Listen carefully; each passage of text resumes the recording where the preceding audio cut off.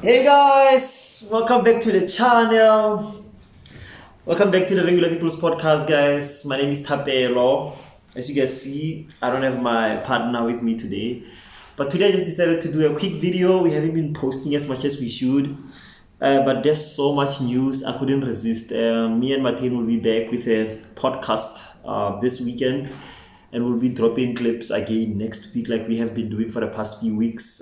This week we didn't record. Because of a couple of issues that we have. We are sorting those issues out, and we will definitely have episode 6 out probably by Sunday. But guys, I couldn't wait for this. I couldn't wait for tomorrow or Saturday or whenever we're gonna record episode 6. I had to drop this story immediately.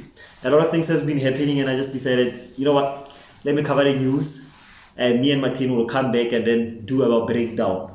But here's what's been happening, guys. A story just dropped about our president, Mr. Cyril Ramaphosa. I mean, the president has been in the news so much this week that I just couldn't resist. I had to do a video, and that's what we're going to be doing today. We're going to be reading the news. So I do have a couple of news articles that I'm going to be reading to you guys. But just to give you a background, obviously we know President Ramaphosa, former deputy president, former secretary general of ANC, and also former union boss. He's the one who founded the mine union and now is a mine owner, investor, multi-billionaire. That's the person that we are dealing with. And in fact, I wrote an article on the president when he ran back in, I believe it was 2018 or 2019. That article is on my Facebook, Tapeloti the Man Marumo. If you are interested, I wrote exactly, predicted everything that's happening right now. And I made a couple of assertions in that video, and those assertions were based on the information that I had at the time, and I didn't know that those assertions would actually become what we have right now. But the president has came under fire, under multiple, allegations that have been made, and I wanted to reflect on them. And I think as a country we are in trouble, and we have a leader who is uncommitted, a leader who is doing what he's doing right now for himself, doesn't care about the country, doesn't care about the future of this country, only cares about his pockets, his friends' pockets, and his associates' pockets. So I remember actually making an assertion to my friend that I think South Africa is gonna see its worst times during Ramaphosa's presidency, and I think the evidence bears it out. We have been experiencing the worst just economic indicator numbers. And obviously, COVID had something to do with it, but I always make an argument that if you look at our economic numbers, if you look at everything that has been happening way before COVID-19, our numbers were horrible. Youth unemployment in general.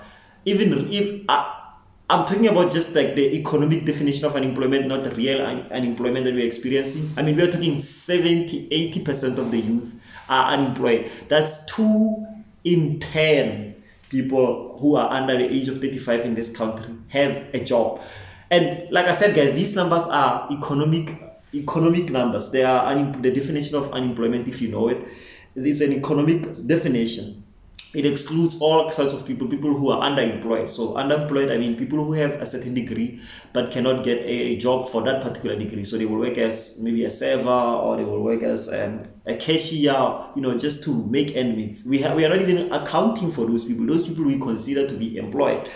This country is in deep trouble, and I think you guys will agree with me after you've seen this video and we have went through these stories. So just to give a little bit of a background, this week a story comes out, and it is alleged that money was stolen at the president's, I believe, game house in Palapala in Limpopo.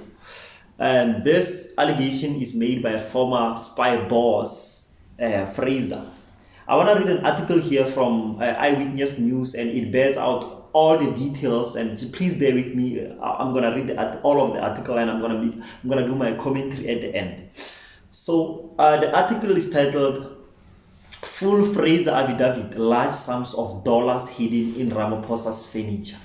I mean, just pause there, guys. We are talking about the president of the country has foreign currency hidden in his furniture. That doesn't only point to highly suspicious behavior, but honestly really is criminal behavior. But we will obviously, read the whole entire affidavit that the Fraser has made, and we'll also reflect on Ramaphosa's response, and we'll also look at the media reaction to all of this, and we will also just look at the implication of what this story means. So guys, I have read the article. The article has already said full Fraser affidavit, large sums of dollars hidden in Ramaphosa's vanish. I will link the article for anyone who wants to read it themselves. So, as head of state, Cyril Ramaphosa no doubt has access to state-of-the-art safes and vaults.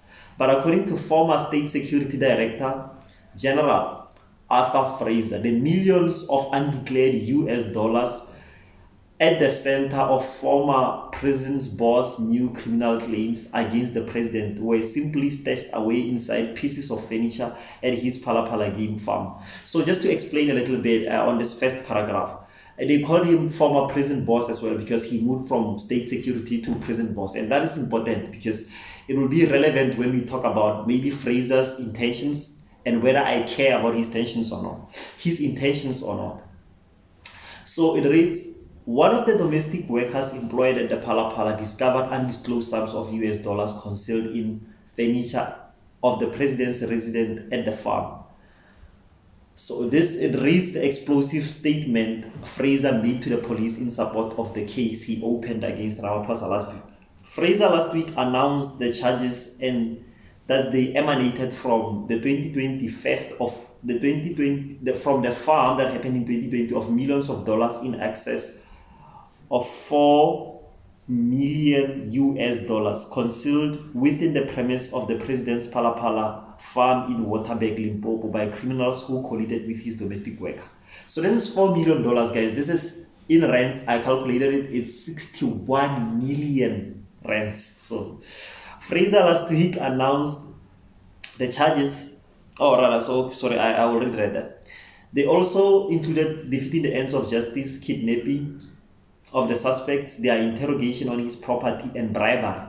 The president concealed the crime from SAPS and SARS thereafter paid the culprits for their silence, said at the time. And Fraser leveled the Ramaphosa conduct constituted a breach of Prevention of Organized Crime Act. The president has subsequently confirmed a robbery took place in which proceeds from the sale of game were stolen. So what Ramaphosa is claiming is that he sells cattle and these were proceeds from such cattle or animals, I don't know. According to Ramaphosa, though, there were no basis for the claims of criminal conduct. On being advised of the robbery, President Ramaphosa reported the incident to the head of the Presidential Protection Unit of the South African Police Service for investigation. The presidency, in their statement, reported, said this. But the statement Fraser made to the police, which has since been widely circulated on social media, contains a string of damning allegations together with reference to physical evidence, including video footage. In essence, Fraser claimed a large undisclosed sum of United States dollars concealed in furniture in the main farmhouse had been unlawfully removed from the president's premises by the assailants. There were no official report to the police, he claimed further, and Ramaphosa insourced an investigation to the head of the Police Protection Unit, Major General Wally Rood. According to Fraser, Rood dutifully but unlawfully obliged and the perpetrators were identified as a domestic worker who had discovered the cash, and 5 men were apparently recruited. Several of them were tracked down to Cape Town and they were detained and interrogated, Fraser said. And cash and valuables were ultimately seized from them. One suspect was traced to Namibia. Guys, this is an international. And that country's president was roped in to assist in apprehending him. In the end, though, the suspects were apparently released and paid 150 each to keep their mouth shut. I don't want to read anymore, but those were the allegations, guys, that were made by Fraser.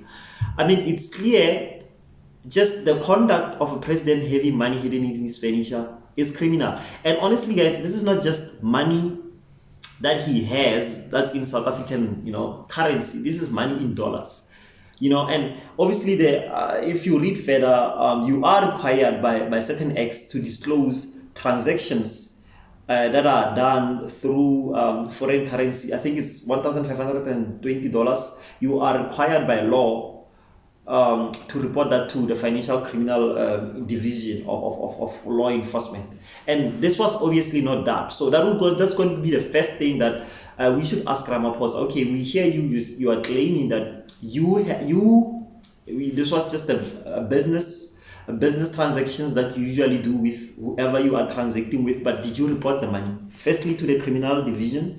Secondly, did you disclose this income to South African Revenue Services? Because they're supposed to tax you on this amount. I mean, there are so many tax implications, and I will tell you, when you are obviously in a practice of buying and selling cows, that's a business. You are essentially running a business, meaning you are supposed to not only disclose but also pay your income taxes from there. But over and above that, there are tax VAT implications on that amount. When you receive that large sums of money, you are supposed to obviously declare any VAT output that you might have to pay to SARS. So there are a lot of laws that might have been broken just on the tax front alone, but also criminal charges, the criminal laws that you might have broken by engaging in this conduct of hiding millions of dollars in your furniture. And as the article has already told us, guys, this man is the president. He has access to state-of-the-art safes and vaults, but decides to keep money in his furniture and his private home in Palapal. Ramaphosa is an extremely, obviously, wealthy person. He doesn't even need the state facilities to keep his money. He can afford, to keep this money safely, and obviously can afford to actually,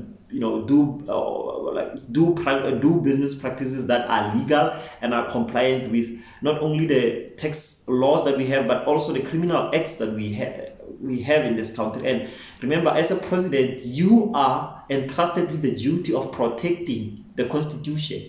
And this man, his conduct so far has been so criminal that I believe not only is he potentially someone who's defrauded the South African Revenue Services, he's also potentially broke his duty to protect and defend the Constitution of South Africa, which articles of impeachment should be drawn by the political parties that are in parliament right now. The ANC, the DA, and the EFF should right now be drafting articles of impeachment to try and hold this president accountable, because what these articles of impeachment will do, they will start a process, they will unfold a process where the president is getting investigated formally by parliament, because I personally do not trust the law enforcement officers to do a good job. But if these charges are investigated by a somewhat independent body like the parliament, because remember, the parliament, even though obviously the ANC is the majority,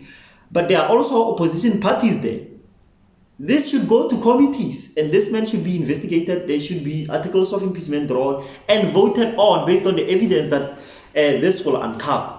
But we know the parliament is not going to do that. But there is only one person, and our constitution, chapter 9 of the constitution, has provided us with institutions that will protect the country and the constitution and the people of South Africa.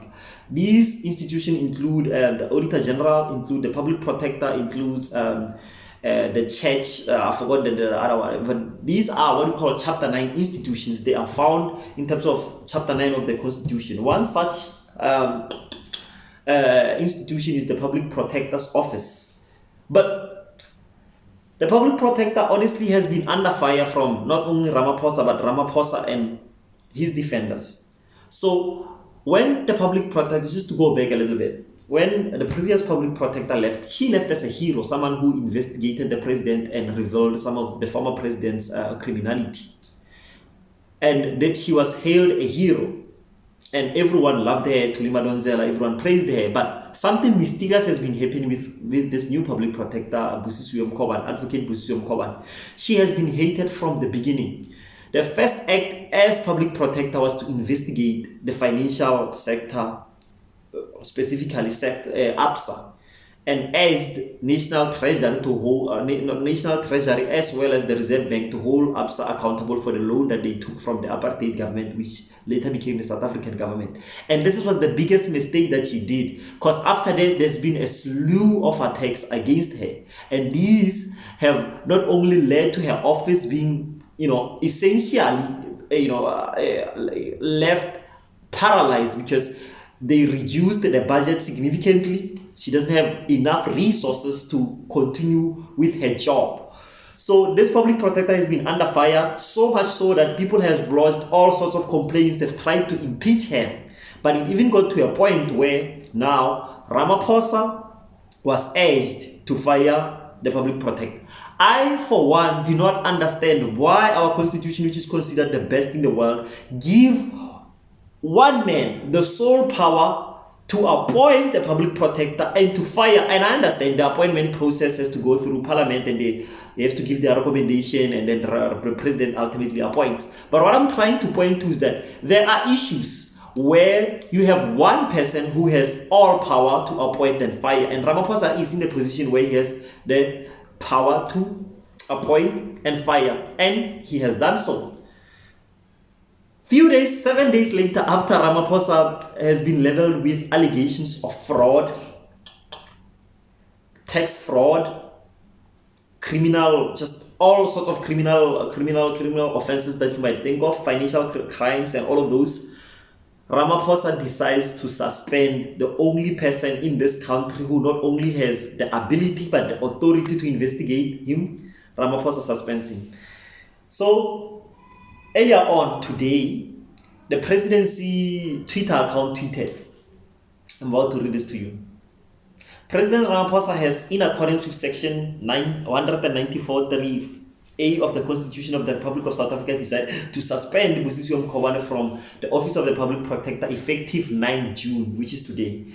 Section 94.3A of the Constitution provides that the President may suspend the Public Protector or any member of the Chapter 9 institution at any time after the start of proceedings by a committee or National Assembly for their removal. Advocate Mkhwebane will remain suspended until Section 194 process in the Assembly has been completed. So I said fire, but obviously I was being, I was trying to. It's essentially firing you, but obviously she is suspended until a certain procedure takes place in parliament, in which case then she might or might not come back as public protector. And at that point, Ramaphosa is scot-free. He's not left uninvestigated, and the deputy public protector will not do what the current public protector will do, because they are scared of retaliation from Ramaphosa.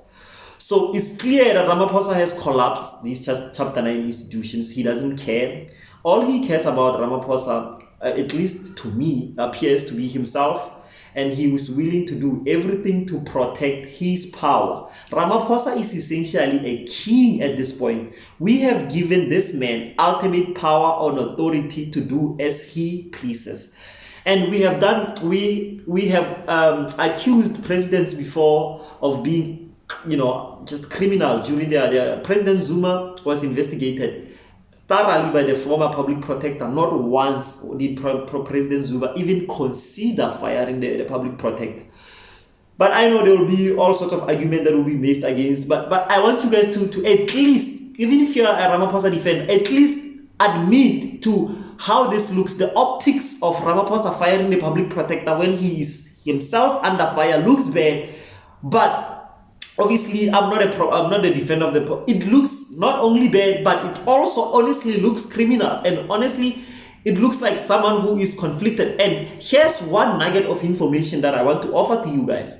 Not only was the public protector receive a complaint to investigate Ramaphosa's alleged crimes, the public protector has also been in court trying to get Ramaphosa's financial disclosure for his political run in 2017 disclosed in court.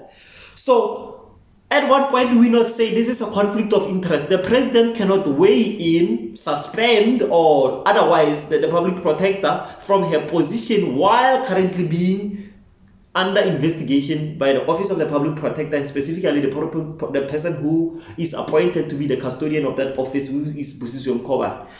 But you know, guys, that's what I wanted to say to you guys. I hope you share this video. But this is honestly a cautionary tale. We as South Africans should honestly be sensitive to what is going on right now and start being active, start educating ourselves with what is happening, and also look at other countries. Just before countries started collapsing, whether you look at what happened in our African countries immediately after they got their independence, they collapsed because of leaders with unchecked powers. And this has not only happened in Africa, this has happened everywhere. In Mexico, the same thing happened when we let capitalists and billionaires run the economy and they give themselves absolute power. This is exactly what happens. And this reminds me of a quote: absolute power corrupts absolutely. And I think we are seeing that unfold right now with Ramaphosa's actions and what has been reported and what he has been alleged to have done. But honestly, guys, I'm gonna stop here. Me and my team gonna come back and we're gonna obviously do a full deep dive of this story. I just touched on it, and we are always gonna cover other stories that are interested to us. But guys, please share this video, comment, tell me what you guys think of this story, and obviously we will reply to all the comments, like all the comments, interact with you guys. Thank you. Share, subscribe, comment. I'm out.